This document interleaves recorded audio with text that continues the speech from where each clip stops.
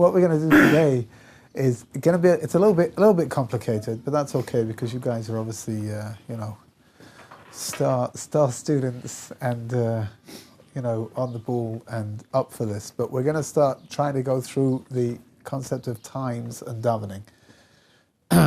It gets a bit complicated because when we talk about hours inside of davening, we're not talking about regular hours, we're talking about what are called sha'ot zmaniot. So before we get going with the times of davening itself, with the tefillot, maybe we just need a brief introduction, which I'm sure we've done on many occasions in the past, but one more time won't hurt, right? Right. Sha'ot zmaniot are, you take the amount of daylight and you divide it by 12. Which means that in the winter we've got short hours and in the summer we've got long hours, right? Because you've got more daylight in the summer than you have in the winter, and you've got to take all of that and divide it by 12, which means in the middle of the summer over here in Israel, each hour is normally around 70 or 72 minutes long.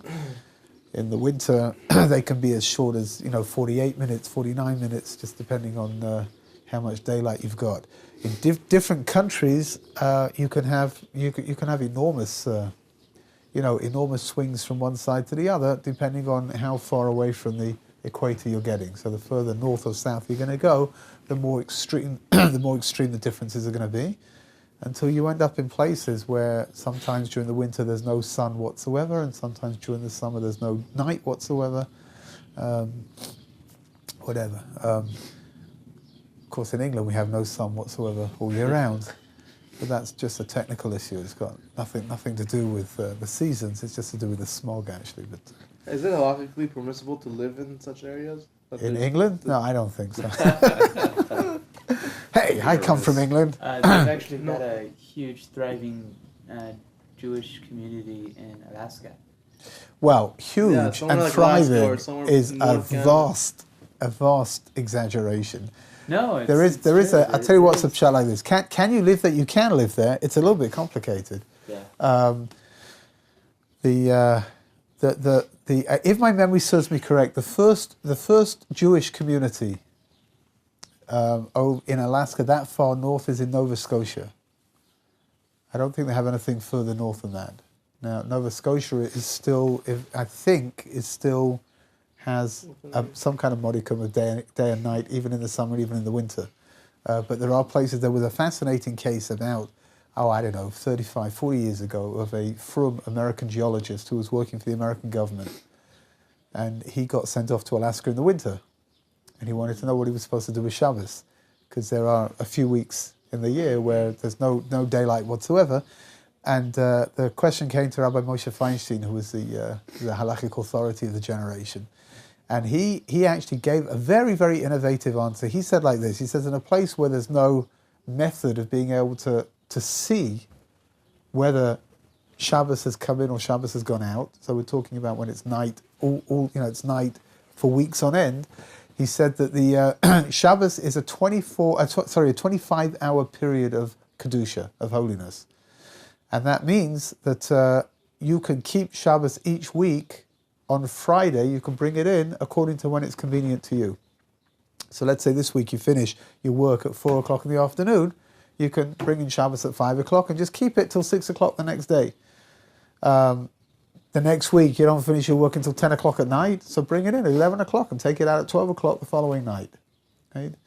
That's the way that he defined when you don't have any visual method of being able to tell what the time is, right? Whether there's sun, whether there's sun, or whether there's night. In the summer, it's a little bit easier because in the summer you can see the sun. You see the sun setting. It just doesn't go below the horizon, which means that the sun will go down like this, and then it will just start working its way back up again, without ever dropping behind and causing it to be night. Right. So over there, at least you know when Shabbos has gone out, when the sun starts going back up again. Right, so now you know that Shabbos has gone out and you can make Havdalah. My parents went, there's a place in Norway, which is that's the first northernmost point in Europe. Norway is called the land of the midnight sun. And they went to this place just to experience what it's like. And my mother said it was surreal. It's like it's 2 o'clock in the morning and there's a great big ball of sun in the sky. So it's very, very strange, very odd feeling. And of course it messes up your biological clock. What's it called? That stuff that your body creates that allows it to know night and day. I forgot what it's called. What some kind of a chemical in your body that lets your body, you know, sort of like it lets your body exist within inside of a regular rhythm. Mm-hmm. And when you've got daylight all the time or night all the time, then your regular rhythm is put off. And interestingly enough, in Scandinavia, in the winter months, they have a very, very high rate of suicide.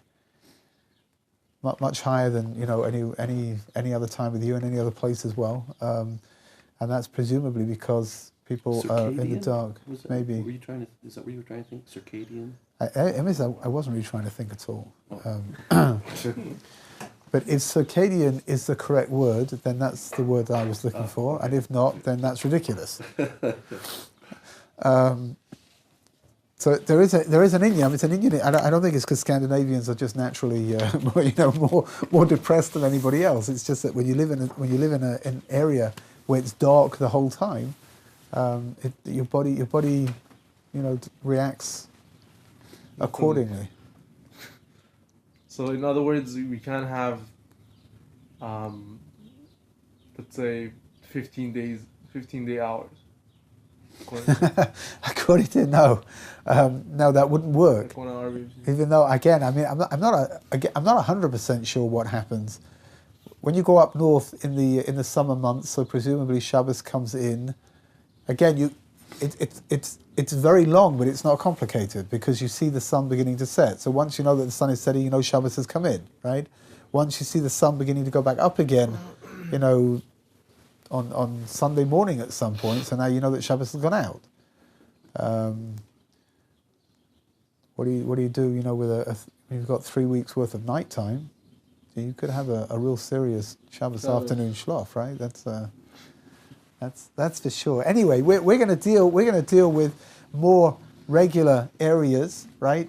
So you know, the more regular areas have got a certain amount of daylight and a certain amount of night time. Like I mentioned before, in the winter you've got more night, in the summer you've got more day, and that means that the hours are going to be adjusted accordingly. Okay, we'll come back to the concept of sha'ot zmaniyot momentarily, but let's start with the beginning of the day. Where does the day begin? Now, because we're Jewish, of course, there is no definitive answer as to when the day begins, right? You have two moments where it is possibly the beginning of the day. One is the dawn and one is the sun-up. Now, dawn and sun-up are not really related to each other at all. Here in Israel, there's quite a gap between the two. In other places, again, depending on how far away you are from the equator, depends on how much of a difference there's going to be between the two. Practically, what is the dawn? The dawn is when the night begins to dissipate, which means that you've got it. You can begin to differentiate between the day and the night, but the sun hasn't come up yet. Right? And sun up, of course, is obviously when the sun comes up. Right? That's a different moment in the day. The dawn is called Alot HaShachar. Now, that's halachic dawn. Well, according to all opinions, Alot HaShachar, if you've got a fast day, there are only 2 fast days in the year that we've got that are more, that start at the night, and that's Yom Kippur and Tisha B'Av. So all the other fast days begin in the morning. When do they begin? They begin at dawn. Actually, according to all opinions, we are stringent, and they all begin at dawn, and they don't begin at sunup, even though there would be an argument to suggest that maybe they should. When you say sunup, do you mean sunrise? Sunrise, yeah. Okay. Sorry, sunrise. Which we'll talk, Imit Hashem, we'll get to when we talk about it, just going according to the order. So the first moment of the day is Alot, or Alois HaShachar, and that's according, again, what is that? Any mitzvahs, most mitzvahs that are done during the day can be done from dawn onwards, right? So, for example, reciting the Shema, right? If you want to recite the Shema in the morning, you've got to wait at least until the dawn before you can start reciting. So let's say, for example, I don't know when the dawn is exactly now, in right now, but let's say, for example, that it's at 5 o'clock.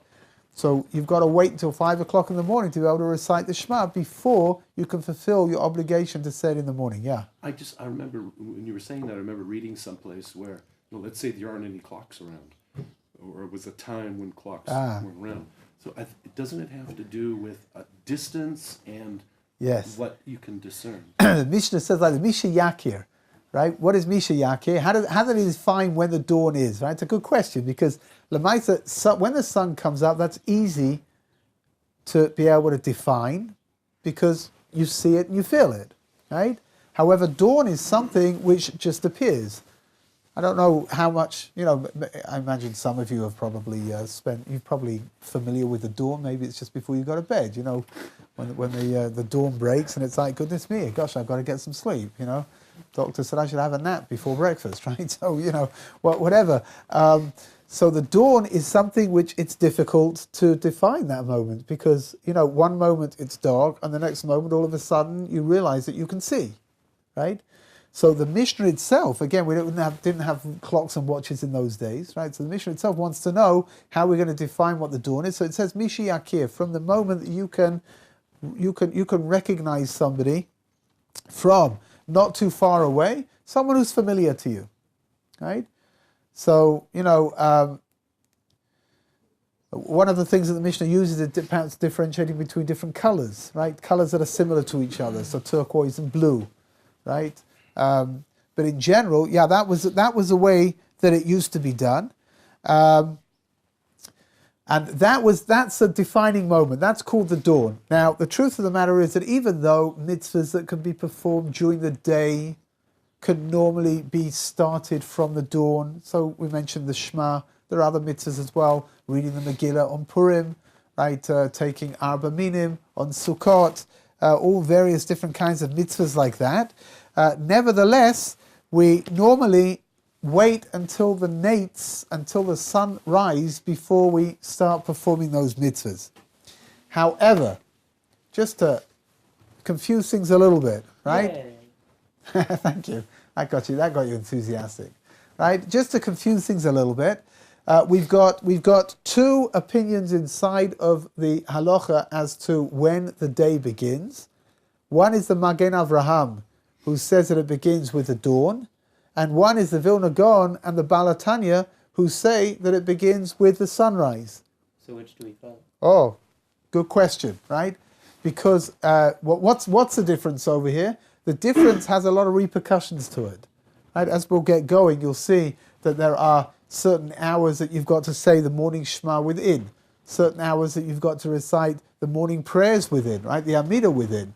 If you follow the Magen Avraham, so the day begins earlier, which means that you've got within the prerequisite amount of time, the prerequisite amount of time is going to end earlier than the time of the Magen Avraham, that's the time of the Vilna Gaon. So, for example, I'm just throwing out numbers, right? But let's say over here in Israel, it could be that the cutoff moment for reciting the Shema in the morning, according to the Magen Avraham, is 8:30 in the morning.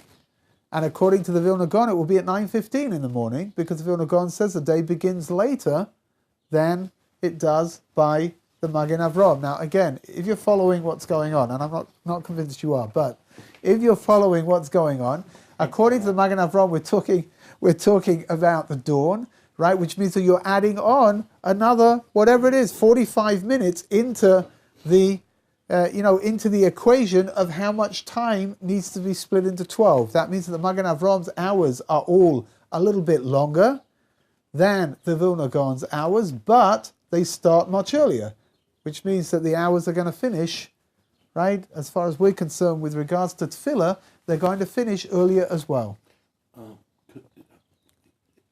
I think this is the same subject. I have a question about when Shabbos ends. Oh, we'll get to that. We'll get to that, but I don't know if we'll get there today. But in Mitzvah Hashem, we'll definitely we'll have to touch on it because it's like a very important thing. But it's the other end of the day, right? So right now we're at the beginning, and we've got to. Is it the same concept though? Is it Vilna Gaon for people who wait longer? It's interesting enough. It's not to do that whole period after the sun goes down and before the night comes out is a non-defined period inside of the Mishnah already. It's what's known as Ben Hashmashot. We'll talk about it. It's Hashem. It's like it's an in-betwixt and in-between time. And there is definitely different opinions within the halacha as to what is called nighttime, whether you need 3 small stars, whether you need 3 medium stars to be able to see them in the night sky. Well, in Mitzvah Hashem, we'll talk about it when we get there. Yeah. I was going to say the Ben Hashmash with you. How do you know that? Who's been telling you this stuff? It's interesting, Judaism, it's a very, very defined religion. And it's fascinating that you've got this whole block of time. Here in Israel, it's 18 minutes. But again, as you move, further away from the equator you move, the more extreme it's going to become between the sun setting and the night falling. It's a non-defined moment. Does it belong to the day or does it belong to the night? Right? If it belongs to the night. To limbo. Oh. Yeah. Well, perhaps we give it back then. Yes. Anyway, so back to the beginning of the day. According to the Magen Avram, the calculation of the day begins with the dawn. What does that mean? Okay, let's work it out. For those of you people who are super enthusiastic about getting up early in the morning in order to be able to begin your worship to God, which I could see everybody's faces lit up when I said that. It's like, yeah, that's me. That's definitely me. That would explain why you're always so sleepy by the time you get here, because you've been up for so long already that obviously your day's now coming to an end. That's how I understand it anyway. From when can you start putting on your talit and your tefillin? We'll see that davening the Amidah is going to be a complex subject, and the earliest time that you can daven the Amidah, according to most opinions, is when the sun rises. But what happens if you want to get up in the morning, you want to get yourself ready, and you want to start davening nice and slowly, and to just concentrate on what's going on, or maybe you want to put on your talis and your tefillin and you want to learn. Right? Open up a sefer and begin learning something. So from what moment can you put on your talit and your tefillin? Again, from Alois HaShachar, from the dawn. What is the dawn? Misha Yakir. So when you can recognize somebody that you're familiar with, right? So you look over and you can see your roommate and you can recognize them. It's not so dark anymore, and you can make out their features. Then at that point you can bounce out of bed, right, full of enthusiasm, and you can wash your hands, and then you can get yourself dressed and put on your talis and your tefillin to begin your day wrapped in holiness. Before morning prayers, you can. Oh, sure, yeah. You can put them on, and like I said before, if you want to sit and learn something for maybe an hour before you get to go to daven or something, that's absolutely okay. Because isn't there a bracha that you have to say before? Oh, you would have to make all the various brachas that are pertinent. So, for example, Birchas HaTorah, you'd have to make the brachas of the Torah, and then you've got to make the brachas over putting on your tzitzit and putting on your tefillin, right? But you don't have to begin davening once you've got to there. You don't have to start davening now. You can put that off and you can start learning something and come back to davening a little bit later on. That's okay, for sure. And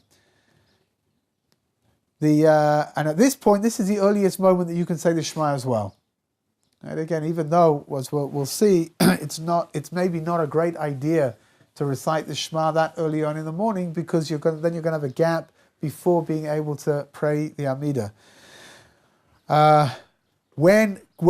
Okay, let's start. Let's go on next. What's after Alois is something called the Nates. Nates Achama is sunrise.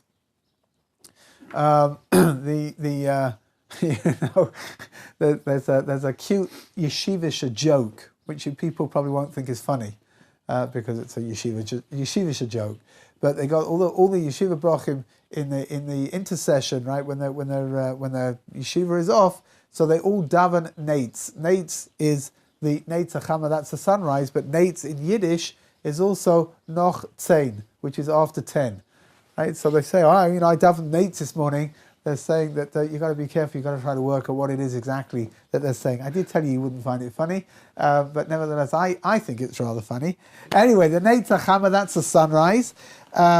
According to the Vilna Gaon, according to the Balatanya, and according to very many of the halachic authorities, this is when Sha'ot Zmaniot are going to begin. right? So again, these hours that are being split up according to daylight, if you follow the Magen Avraham, they begin with the dawn. If you follow the Vilna Gaon and the Balatanya, then they're going to begin with the sunrise, which is later on. And like I said, it's got a lot of bearing on the halachas to do with the morning. So within what time can you recite the Kriya Shema in the morning? So if you look at a calendar, you'll see they normally have two different times over there. And they'll tell you the Magen Avraham, which is going to be earlier than the Vilna Gaon and the Balatanya, which is going to be a little bit later. Again, it can be, a significant amount of time. It could be 45 minutes difference between the two. And that 45 minutes, of course, is time that's well spent, because obviously most people perhaps would spend a little bit more time in bed before reciting the Shema, but you people obviously would be able to learn for an extra 45 minutes before, beginning davening in the morning. Obviously. For those people that want to daven kavatikin. Now, kavatikin is davening with the sunrise. How do you daven with the sunrise? You don't begin davening with the sunrise, you don't begin praying with the sunrise, but rather you begin the Amidah with the sunrise, which means that all of the preliminary prayers, including the Shema, are recited before the sun comes up, and it's normally measured very carefully, right? If you daven in a Vatikin minyan, you'll see that the figures are very exact. So they'll tell you that the sunrise is at 6:19 and 37 seconds, right? And the minyan will do their best the person leading the minyan will do his best to make sure that the Amidah is begun at 6:19 and 37 seconds as the sun appears up over the horizon. The Shulchan Aruch, the Code of Jewish Law, explains that it's considered to be a very commendable and a very recommended thing to do, to pray with the sun up. It gives you all kinds of beautiful dimensions to your day that you wouldn't have had otherwise.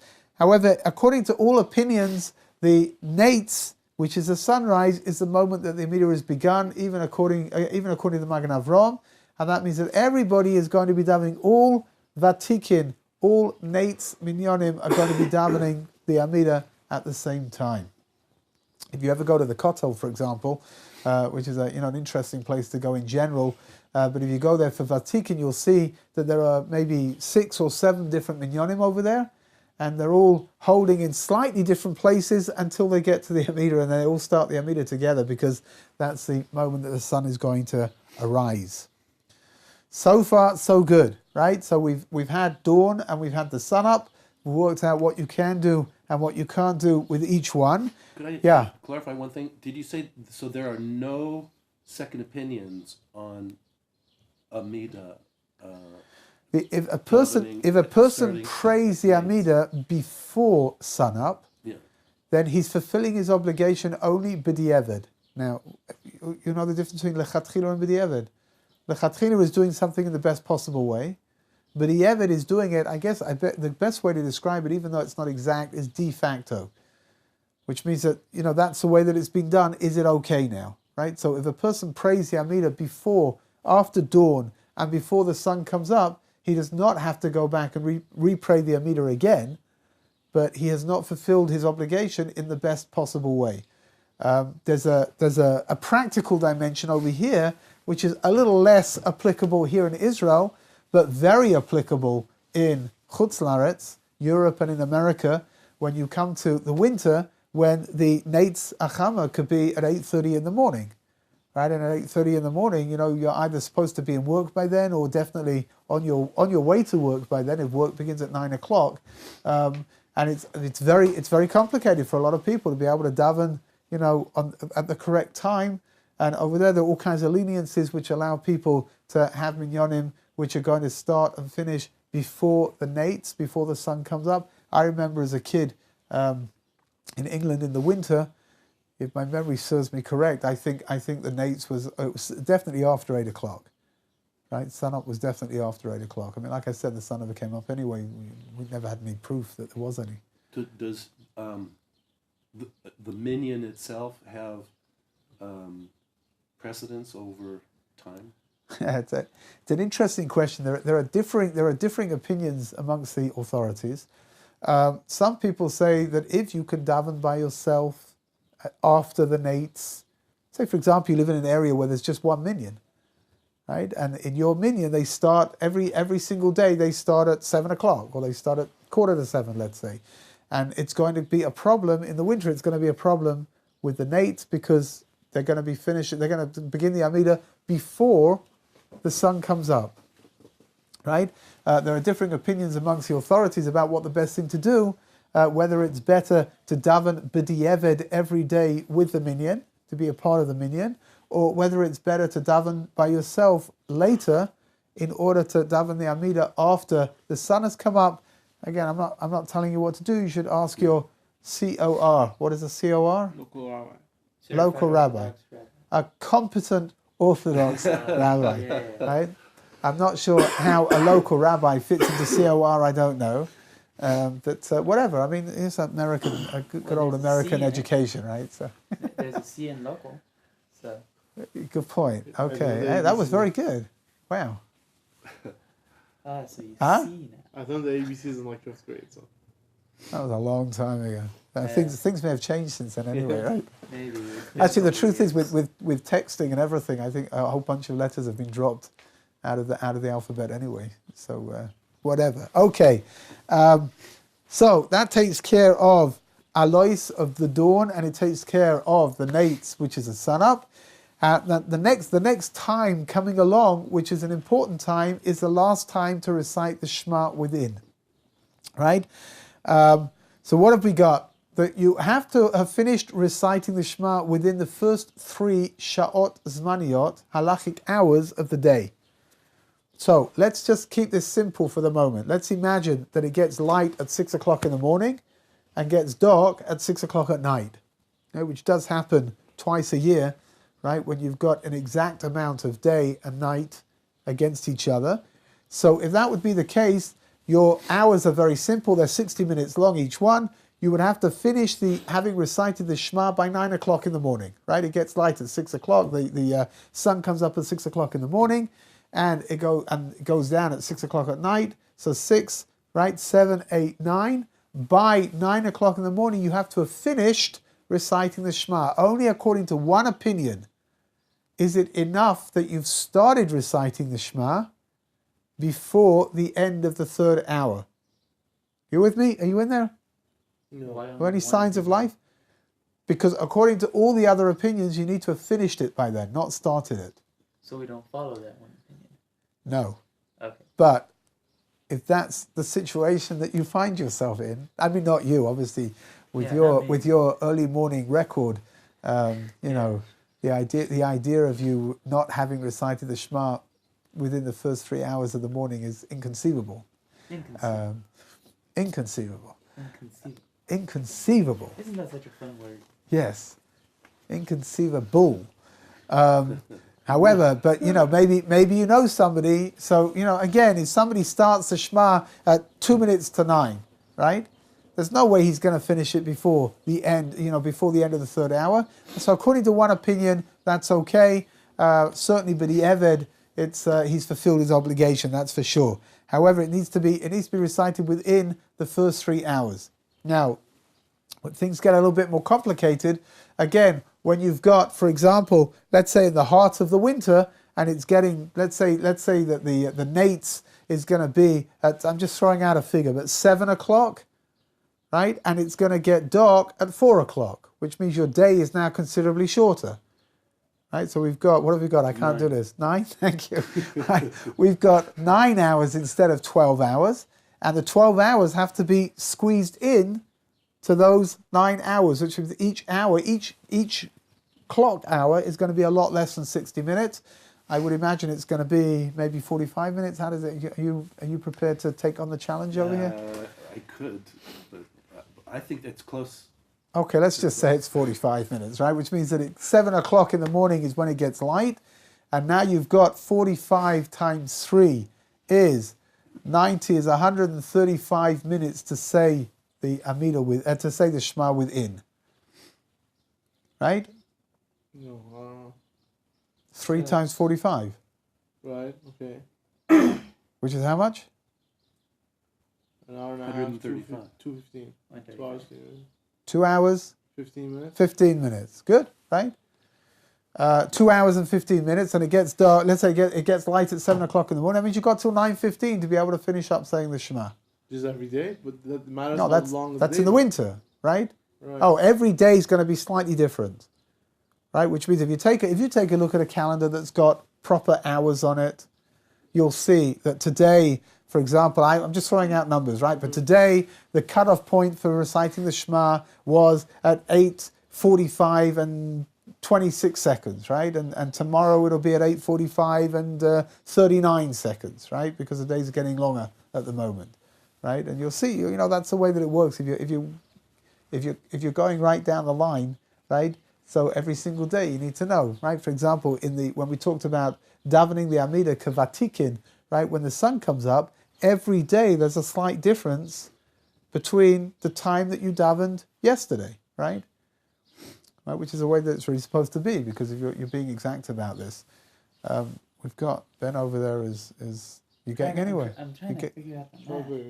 Oh, never mind. Okay, No, he's trying to figure out how to switch on his phone. 1 minute. There is something that I find extremely valuable because it is an app. I'm a smartphone user, and it's free. But My Zmanim, I don't know if you... Oh, very good, yeah. What?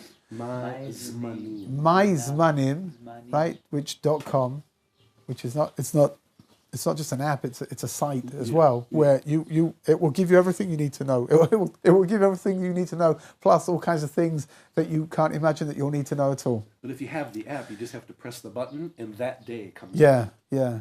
What, like what? Every time. What Huh? necessarily I've got is a like... Shabbos Times app. Does that work? What? This is Like, much better. what's And it's that's also very unnecessary. location Oh no, I based.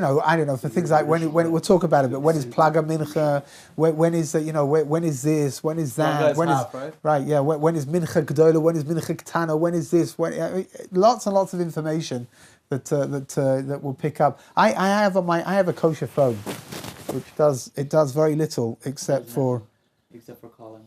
well, it doesn't even do that very often actually, but it does have something on it which is pretty neat, which is really what you were talking about, which is it's called prayer times, and here, for example, it'll tell me like this, right? That Alois dawn, according to 90 minutes, is at 4:30, and then Alois, according to another opinion, is at 72 minutes, is at 4:50, right? And then putting on your tefillin is at 5:13. The nates is 6:06. Right? The sun comes up at 6:06 over here. What else have we got? Here, look, here this is the last moment for saying the Shema, according to the Magen Avraham, which is the earlier time, is 8:34. Right? The last time to say the Kriya Shema, according to the Gra, is 9:22. So there's a pretty big difference between the two, right? And then we've got times over here, which we're going to talk about in a minute. According to what time can you pray the Amida up until? Right, we've got two different times over here, and then the time for midday, and after that, what time can you pray Mincha? And then what time is something called Mincha Ktana, and then Plaga Mincha, which we'll talk about all of these things. And then it's going to talk, and then it tells you what time is sunset. Sunset is at 7:16, right? Whatever. I mean, it's a pretty neat thing to have. Is that location based? Location based, which you've got to put in that you're in Yerushalayim. If you move out of Yerushalayim, then you just put in wherever you are. It's got a whole long list of different places that you can be. Yeah, which is an important piece of information actually, because depending on where you are, times are going to vary, not significantly, but they're definitely going to vary. So if you're careful about davening kavatikin, right, davening with the sun up, the time the sun comes up in Yerushalayim is not the same time that the sun comes up in Bnei Brak. There'll be a slight difference between the two, right? So you want to be careful about putting in the right times. We have a calendar at home which has got all the different times that you could want, but you've got to be careful to buy one which is according to Yerushalayim and not according to other places. My daughter and son-in-law, they live in a place called Givat Zev, which is not very far away from Yerushalayim. It's just past Ramot, and they've got their own calendar according to the longitude and the latitude of Givat Zev, so they should have exact figures over there as well. I think it also, I think altitude also affects it. Altitude also affects things as well. We went through this once, right? I don't remember how, but I yeah. can see how But it altitude does. was, because you would get sun before people at a lower altitude here, because the sun doesn't. You'll see the sun, right? Yeah. Which is interesting. With inside of the halacha, there's something called the nates, which is sun up, and then there's something called hanetz anireh, which is seeing the sun, right? And maybe that's got something to do with it. Which is the higher up you are, so the earlier the nates hanireh is, right? That you see the sun. It was an interesting machlokes between Rav Shlomo Zalman Auerbach and Rabbi Yashiv. They should, Zichram Livrocha, Zeiche Kaddish, Tzadik Kaddish Livrocha, that to do with Sharei Tzedek, that's had a very, very important repercussion to do with babies, having babies, and when the 8th day is, because Sharei Tzedek, I don't know if you're familiar where Sharei Tzedek, the hospital is, but it's in a little bit of a valley, and which means that according to Rosh Shlomo Zalman, he felt that it got dark over there. He felt that the sun set there earlier than it did in a higher place in Yerushalayim, and that means that if a kid is born at a certain hour in the afternoon towards the end of the day, when is the bris supposed? When is the 8th day over here? The repercussions for Shabbos are rather large, because if he's born on Friday just before sunset, but Rosh Shlomo Zalman felt the sun had already set over there in Sharei Tzedek, then you can't make the bris on Shabbos, because there's a doubt about whether it's the 8th day or not the 8th day, and the bris needs to be pushed off to the Sunday. Wow. Right? Rabbi Yashiv disagreed with Rosh Shlomo Zalman. Rabbi Yashiv felt that the sunset was universal in Yerushalayim. Whatever time the sun set, that was it, and it didn't matter what you saw. So I'll tell you a very beautiful story that I just heard. I heard it over Pesach. Somebody told me this story. They heard it from the person it happened to. He's very, very good friends with the person that it happened to, who said that he had a son who was born on Friday afternoon, and it ran exactly into this problem, which according to Rosh Shlomo Zalman Auerbach, Rosh Shlomo Zalman felt that the sun had already set, and if that was the case, the bris couldn't be on the Friday of the following Friday, and it can't be on Shabbat because there's a doubt, so it had to be made on Sunday. So this fellow, the father, was a very close student, a very close Talmud of Rosh Shlomo Zalman Auerbach, and he went to ask him what to do. And Rosh Shlomo Zalman told him, what he told him, he said, go to Rav Yashiv, knowing full well that Rav Yashiv didn't agree with him on this matter, and Rav Yashiv would rule that you can make the bris on Friday morning. So he says to him, Rabbi, he says, but everyone knows the differences between Rav Shlomo Zalman and Rav Yashiv. He says, go to Rav Yashiv and ask him. So he went to Rav Yashiv, and sure enough, Rav Yashiv told him, make the bris next Friday, and that's the time that the bris should be. And he came back to Shlomo Zalman. Shlomo Zalman said, it's fine. He says, you know what, not only is it fine, ask me, I'll be the sandik at the bris. I'll hold the baby at the bris.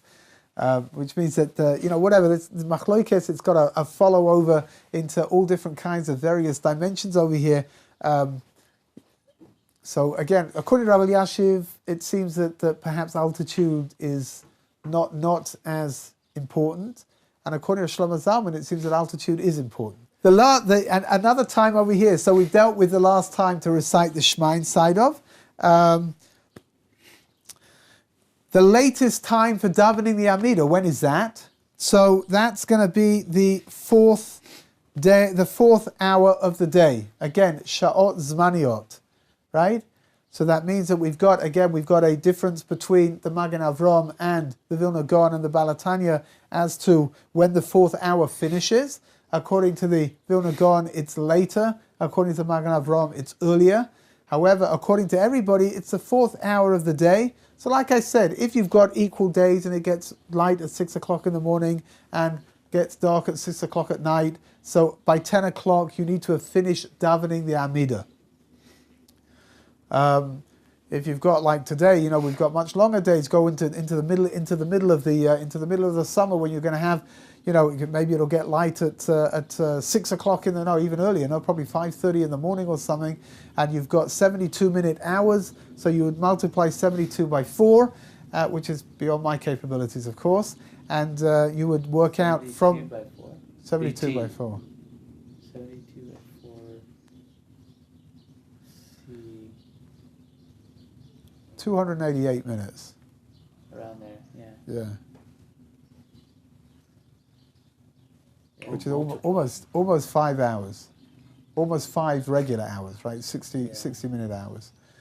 So let's say let's just keep it nice and round. If it go 5:30 in the morning, so you could daven till maybe 10 o'clock or 10 past 10 or something. You have to finish the Amidah by then in order to fulfill your obligation. Good. Let's have a look. You know what? One last time for today, and that is something called Chatzot. What is Chatzot? Midnight or midday, interestingly enough, because the time is exactly the same. Right? Yeah. Chatzot Hayom and Chatzot Halayla, which is midday and midnight, are exactly the same time every single day. Now, midnight is not 12 o'clock. Right? Midday is not 12 o'clock. I think during the winter it's like 1:30 or something. Midday? No, it's going to be much earlier than that. In the summer, midday is going to be around, at its latest, midday is going to be at around 10 to 1. Right? But in the winter, it's going to be much, much earlier than that, and you can probably start davening the Amidah, or you can start davening Mincha, for example, at around 12:15, which is probably about quarter to 12 is going to be the time when it's Chatzot, when it's midday. We just went through Pesach. I don't know if any of you can remember this. We did?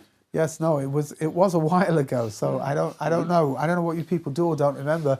I mean, you seem to have difficulty remembering what I said yesterday. So, what happened 2 weeks ago is probably forget it. That's very good, right? Back in the murky past. But Chatzot Halayla, midnight, was very significant with regards to eating the afikomen. Right, the afikomen was supposed to have been eaten by Chatzot Halayla. If my memory serves me correct, it was at 12:44, something like that, or 12:42.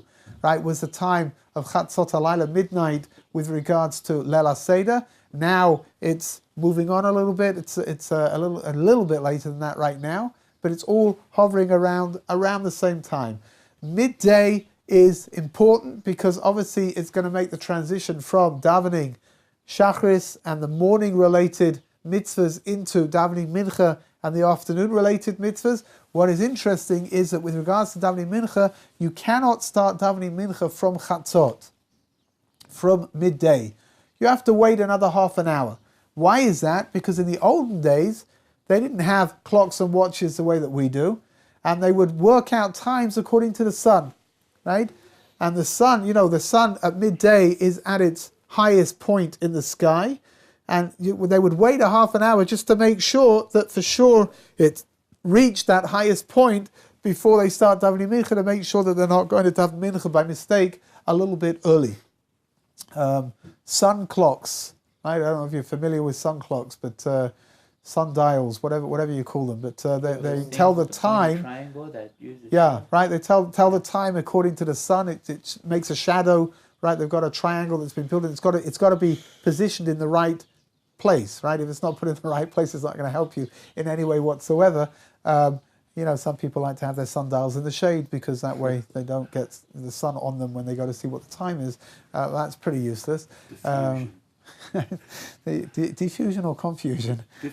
Confusion. There is a beautiful sun dial. Actually, I think it's in the yeshiva of Eitz Chaim, next to the Machne Yehuda, next to the shuk over here, and it was very, very accurate. And for generations, they used that as being the method of telling when the times were, when you moved over into the afternoon, when it's time to daven mincha, when already it's beginning to get dark and too late to be able to daven mincha anymore.